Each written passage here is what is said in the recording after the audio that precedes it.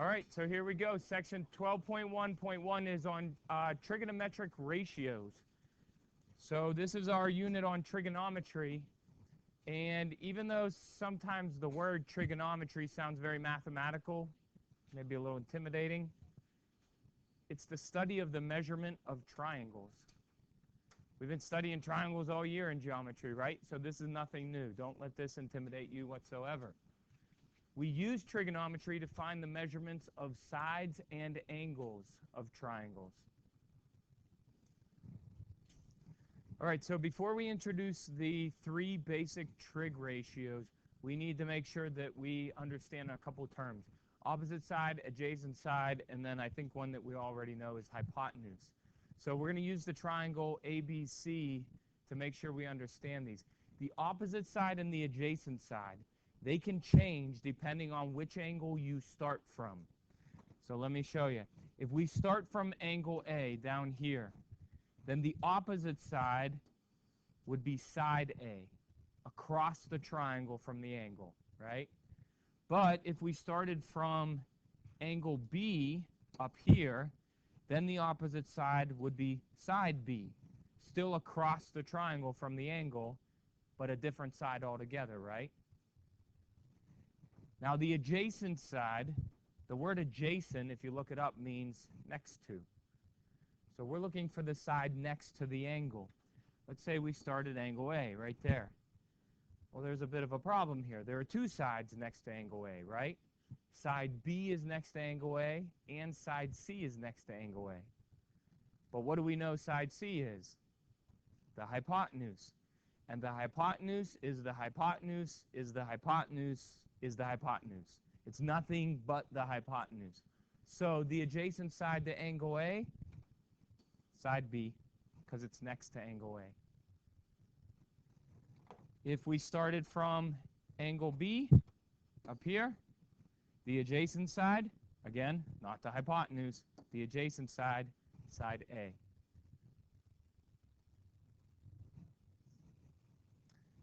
A very important point to make, and for you to write down, is that you never start from the right angle. Never, never, never. There are many reasons why we don't start from the right angle. Two of them are, if we're starting from the right angle, in this case angle C, opposite of angle C, which would be the opposite side, is the hypotenuse. And the hypotenuse can't be the opposite side. So that's a problem, right? The other part is, if you're starting from the right angle, which of these is the adjacent side? Because they're both next to it, and neither one is the hypotenuse. So everything just falls apart when you start from the right angle. So we never start from the right angle.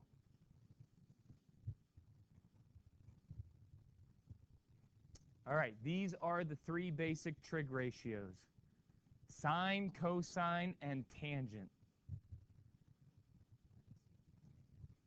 All right, so the three basic trig ratios. First, sine. We will use the abbreviations more than the full words, but don't call this sin, okay? It's not sin, it's sine. We want to use proper terminology. Sine of x. Notice this x is a capital letter. And we know that when we're talking about parts of a triangle, capital letters stand for angles. This is sine of angle x equals opposite over hypotenuse. That means the length of the opposite side over the length of the hypotenuse. Then we go down to cosine. And it's abbreviated COS. Don't call it cos or cos. It's cosine. So we say cosine of angle x equals the adjacent side length over the length of the hypotenuse. And then we have tangent of x. Don't call it tan. Tangent of x equals the opposite side length over the adjacent side length. Okay? Now, what we have over here is one of a few things that I guarantee you will never forget in math. SOHCAHTOA. This is the best way to remember sine, cosine, and tangent. Sine equals opposite over hypotenuse. cosine equals adjacent over hypotenuse, and tangent equals opposite over adjacent. SOHCAHTOA. It's foolproof, as long as you don't misspell it. All right. On this slide, we're going to practice setting up the trig ratios. Now, if you look at the triangle, you can see there are no measurements there, right? Just letters, variables, and that's on purpose. We're not calculating anything. We're just practicing setting up the three trig ratios. And we're going to start with angle A. So we're going to find the sine of angle A, cosine of angle A, and tangent of angle A. Sine of angle A, the fact that it's angle A means we're starting from angle A, right? And we know sine is opposite over hypotenuse, so that would be opposite is A, hypotenuse is C. So we know that the sine of angle A is A over C. So the cosine of angle A, we know cosine is adjacent over hypotenuse, so we have adjacent over hypotenuse. So that's B over C. Tangent of angle A, tangent is opposite over adjacent, so we have opposite over adjacent. A over B. All right, so now let's do the same thing. Find sine, cosine, and tangent, but we'll start from angle B instead of angle A. Sine of angle B would be opposite over hypotenuse, which gives us B over C. Cosine of angle B, adjacent over hypotenuse, A over C. Tangent of angle B is opposite over adjacent, so that gives us B over A. So what you can see here, now that we've done all three trig ratios from both angles A and B, that the different trig ratios equal different things depending on which angle you start from, right? Sine of A was A over C, but sine of B was B over C, right? Okay. Here's our first example of actually calculating a side length. We can clearly see that this is a right triangle, and sine, cosine, and tangent only work for right triangles. Let me say that again. Sine, cosine, and tangent only work for right triangles. And in this right triangle, we're given this angle to be 20 degrees. We're given this side length to be 410 feet. And they want us to find the hypotenuse x. So what we need to determine is which trig ratio are we going to set up? What angle are we going to start from? And which trig ratio are we going to apply? Starting from the 20-degree angle, we know the opposite side, and we're trying to find the hypotenuse. Opposite over hypotenuse is sine. So we know that we want to use the sine trig ratio. So we're going to do sine of the angle we're starting from, which in this case we know its measure, so we put that in there, equals the opposite side length, which in this case we also know is 410, over the hypotenuse, which is x. That's what we're trying to find. Now we're going to apply some simple algebra to solve for x. I need to get that x by itself and out of that denominator. So the first thing I'm going to do is multiply both sides of this equation by x. The x's on the right side will cancel out, leaving me with 410 by itself. And on the left side, I have x times the sine of 20 degrees. Now, it's very important that you understand that the sine of 20 degrees is a single term. It's just one number. You cannot split the sine from the 20 degrees. They are together, okay? So when we multiply that whole side by x, it's just like saying 3x, right? Except standard notation is that we put the variable in front because we don't want to confuse anybody and write something like this. because the sine of 20x and x times the sine of 20 degrees could be two very different things, okay? So we're at this point in our solving process. We want to get x by itself. Sine of 20 degrees is just a number, so we're just going to divide both sides by it.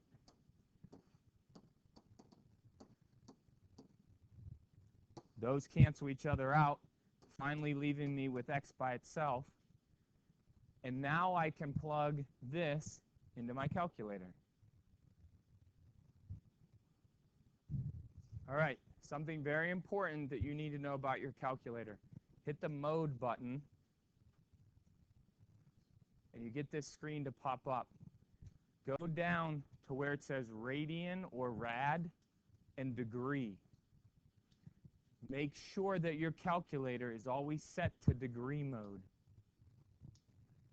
And this is kind of a big thing because the default on the calculator is radian mode. So if you change your batteries, or you clear your memory, or you reset your calculator for any reason, it very well may go back to radian mode, in which it will miscalculate. It will misunderstand the sine of 20. Okay, it'll think 20 is 20 radians, not 20 degrees, and you don't want that. So make sure you're in degree mode, and then all we have to do here is type in 410 divided by the sine button right there, 20. The calculator knows that that 20 means 20 degrees because you told it that, and then hit enter. And so our answer, 1,198.76.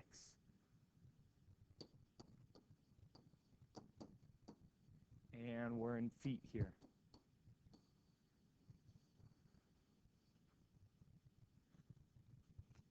Now, when you're using trig to find side lengths or even angles, when we get to that, you can apply some, I'll call it math common sense. Ask yourself, does that 1,198 feet seem like it's the right answer, right? For example, let's say that we got an answer of 350. Well, we know that would be wrong because the hypotenuse is supposed to be the longest side of a right triangle. And if we got 350 and that's less than 410, we know that would be a wrong answer. We made a mistake somewhere, right? But a number like 1,198, does that make sense? Well, we see that the height up here was 410, and that this 20-degree angle is a pretty small angle, right? So that means our hypotenuse is going to have to be pretty long in order to rise 410 feet, right? And so the 1,198.76, that makes sense to us mathematically. So you can be pretty confident in your calculation. All right, next example. Trying to find the side with measurement x. We need to determine what do we have and what trig ratio are we going to apply because of what we have. So if we're starting from the 20-degree angle, we're trying to find the adjacent side, and we know the hypotenuse. Well, adjacent over hypotenuse is cosine, right? So we're going to apply cosine here. We're going to say cosine of 20 degrees equals adjacent over hypotenuse. So there's our initial setup, our initial equation. Now we just have to solve for x. Multiply both sides by 256. The 256's cancel over here. X is now by itself, and we can plug 256 times the cosine of 20 right into the calculator. 256 times the cosine of 20, 240.56.